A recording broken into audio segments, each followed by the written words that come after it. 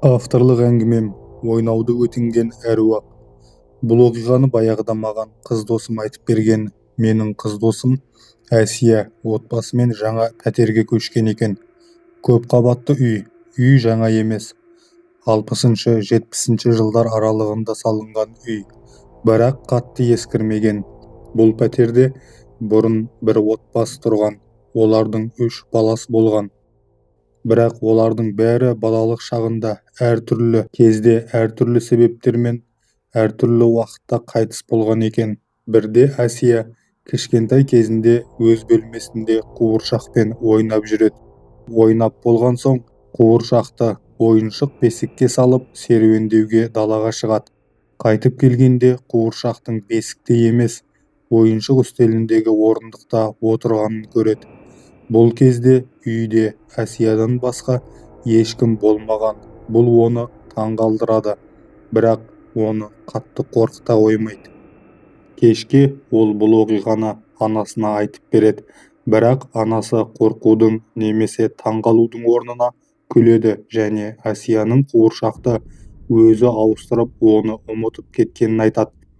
Бірақ Әсия қуыршақты бесікке салғанын анық есімде болатын дейді.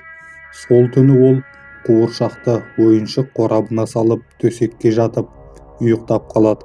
Түнде ол мынадай түс көреді.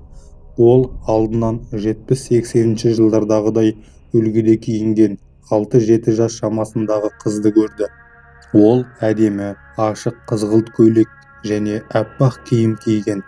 Оның шашы ашық қоңыр түсті. Шашын 2 бөлікке ашық түсті көк бантиктермен бөліп байлаған. Қыздың қолындағы дәл жаңағы Әсияның қуыршағы болыпты. Қыз Әсияға мейірімді түрде күле қарайды, бірақ түсінде Әсия жаңағы қызға қуыршақты қайтар деп айғайлайды. Бұл менің қуыршағым дейді. Қыз оған таңдана қарап, жоқ, бұл менің қуыршағым деп жауап береді. Әсия тағы да, жоқ, менікі, қайтар дейді. Сонда қыз жымиып, онда менімен ойнашы дейді.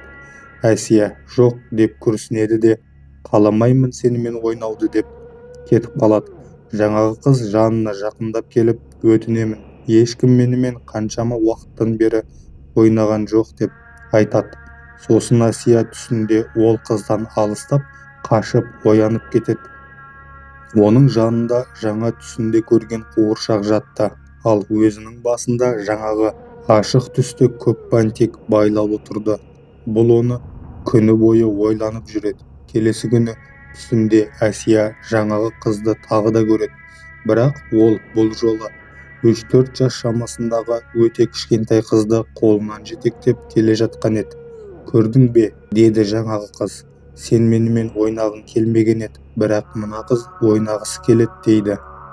Әсия сол сәтте шошып оянып кетті, ал таңертең анасының 2-ші баласына жүкті екенін біледі. Арадан 1 жыл өтпей жатып, Әсияның Сәуле есімді сіңлісі дүниеге келеді. Сәуле кішкене есейген кезінде Әсияға құрбысы бар екенін айтады. Ол құрбысы түсінде келетінін айтып береді. Содан кейін олардың ата-анасы пәтерлерін молда шақырып оқытады.